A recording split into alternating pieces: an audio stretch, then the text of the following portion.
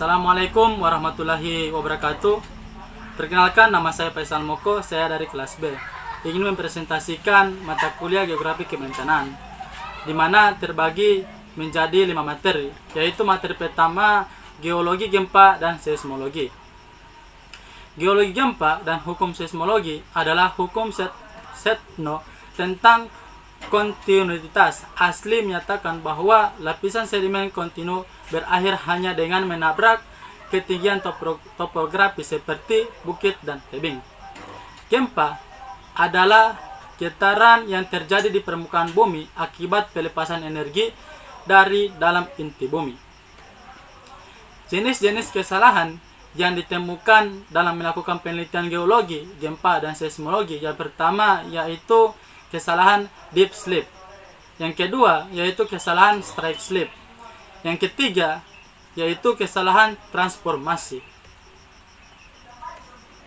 Besaran gempa. Besaran adalah perkiraan ukuran atau energi relatif rilis gempa bumi. Besarnya proporsional untuk luas permukaan sesar yang bergerak atau tergelincir. Dan bagaimana caranya banyak itu tergelincir, itu biasanya diukur dari seismik jejak gelombang pada seismogram yang dirasakan selama gempa bumi. Selama puluhan detik gempa bumi besar berlangsung, yang dirasakan yaitu diguncang naik turun dan terguncang dari sisi ke sisi. Selanjutnya masuk kepada materi yang kedua, yaitu materi letusan gunung berapi, lempeng tektonik, dan magma. Gunung berapi mungkin aktif selama jutaan tahun, tetapi fase letusannya biasanya dipisahkan oleh ketidakaktifan selama berabad-abad. Bagaimana gunung berapi meletus? Yaitu dengan cara energi internal bumi mengalir keluar. Sebagai panas letusan gunung berapi, sarana cepat bagi bumi membuang sebagian panas internalnya. Letusan gunung berapi dimulai dengan panas ke dalam. Batuan super panas akan naik ke level dengan tekanan lebih rendah. Dan beberapa batuan padat dapat berubah fase menjadi magma cair, mengakibatkan ekspansi volume dan memimpin langkah demi langkah menuju letusan. Magma dihasilkan dari peleburan batuan yang ada. Gaya erupsi dan peran konten air. Air seperti 0,% berat. Akan tidak ada letusan yang sangat eksplosif. Bahkan magma riolit, viskositas tinggi dengan konsentrasi air yang rendah hanya mengarah untuk memperlambat aliran atau tidak ada aliran saat magma merebes ke atas dan membangun kubah. Beberapa materi vulkanik. Magma bervariasi dalam kandungan gas terlarut, mudah atau menguap. Kadar air rendah, magma viskositas rendah itu mencapai permukaan, biasanya bergerak seiring aliran lahar dengan mudah. Pelarian gas menghasilkan letusan non-eksplosif, magma dengan kandungan air tinggi. Viskositas tinggi menahan volatilnya, membuatnya gas melarikan diri dengan sulit. Selanjutnya masuk kepada materi yang ketiga, yaitu materi gelombang tsunami versus angin. Tsunami adalah sebuah ombak yang terjadi setelah sebuah gempa bumi. Gempa bumi laut, gunung api meletus, dan hantaman meteor di laut. Adapun beberapa gelombang dan akibat, yaitu yang pertama gelombang yang diakibatkan oleh angin. Gelombang mentransfer energi dari beberapa gangguan. Ombak bergerak melalui massa air, menyebabkan partikel air berputar masuk tempat, mirip dengan jalur gelombang seismik. Yang kedua yaitu gelombang dalam air. Tsunami bisa menjadi gelombang yang paling dahsyat dari semua gelombang, tapi asal dan perilaku mereka berbeda dari ombak yang biasanya kita lihat di pantai atau tepi danau. Familiar gelombang disebabkan oleh angin yang bertiup di atas permukaan air. Yang terakhir yaitu gelombang rengue. Lautan adalah kumpulan air yang sangat luas yang berbeda badai cenderung beroperasi di berbagai daerah. Setiap badai menciptakan gelombangnya sendiri. Ada beberapa penyebab tsunami juga, yaitu yang pertama tsunami yang diakibatkan oleh gempa. Getaran patahan dasar laut yang menimbulkan gempa bumi besar juga dapat menyebabkan tsunami yang dahsyat. Yang kedua yaitu tsunami akibat gunung berapi. Aksi vulkanik dapat menimbulkan tsunami mematikan. Gunung berapi dapat memberikan sentakan energi ke dalam badan air dengan beberapa cara. Mereka bisa meledak, mereka bisa roboh, dan mereka bisa mengirimkan longsoran puing-puing ke dalam air laut.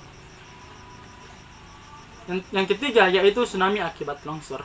Gravitasi menarik berbagai batuan dari massa sedimen ke dalam dan di bawah laut. Energi dari gerakan massa ini ditransfer ke air secara lokal menyebabkan limpasan air yang lebih tinggi dan lebih besar daripada yang disebabkan oleh tsunami yang ditimbulkan oleh gempa bumi itu sendiri. Materi yang keempat yaitu perubahan iklim. Perubahan iklim terjadi akibat efek dari meningkatnya konsentrasi karbon dioksida yang berasal dari pembakaran bahan bakar fosil. Iklim jangka pendek, perubahan skala waktu dalam beberapa tahun terbagi menjadi dua, yaitu yang pertama El Nino.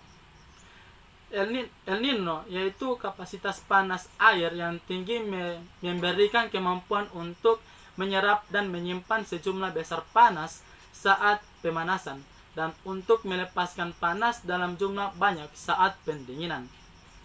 Yang kedua yaitu La Nina. Permukaan air laut adalah mosaik yang lebih hangat, massa air menengah dan lebih dingin yang melakukan kontrol kuat terhadap cuaca regional. Perubahan iklim disebabkan oleh gas-gas rumah kaca atau aerosol. Gas rumah kaca utama adalah uap air, karbon dioksida, metana, nitrogen oksida, dan ozon. Gas-gas ini menyerap energi yang dipancarkan dari bumi dan menjebak di dalamnya, sehingga terjadi perubahan iklim itu sendiri. Materi yang terakhir yaitu banjir. Banjir dapat berupa genangan pada lahan yang biasanya kering, seperti pada lahan pertanian, permukiman pusat kota. Banjir dapat juga terjadi karena debit volume air yang mengalir pada suatu sungai atau saluran drainase melebihi di atas kapasitas pengalirnya. Atau banjir biasanya diakibatkan oleh hujan lebat.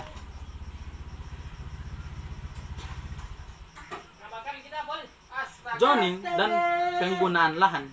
Zoning dan penggunaan lahan, pendekatan standar untuk mengurangi kerugian banjir adalah dengan melarang membangun di bagian dataran banjir yang akan tertutup oleh banjir 100 tahun.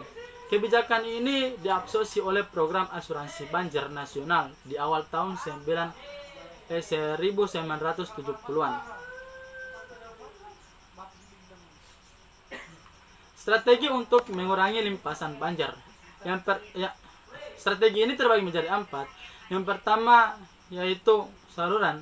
Yang kedua menjaga lingkungan sekitar. Yang ketiga hindari membuang sampah di pinggir sungai.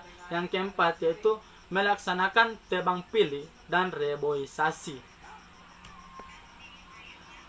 Adapun jenis-jenis banjir yaitu yang pertama banjir bandang, yang kedua banjir air, yang ketiga yaitu banjir lumpur, yang keempat yaitu banjir rob atau banjir laut air pasang, yang terakhir yaitu banjir Cileunang. Penyebab terjadinya banjir yaitu terjadi banjir disebabkan oleh kondisi dan fenomena alam, yaitu seperti topografi atau curah hujan. kondisi geografi daerah dan kegiatan manusia yang berdampak pada perubahan tata ruang atau kenalan itu di suatu daerah itu sendiri.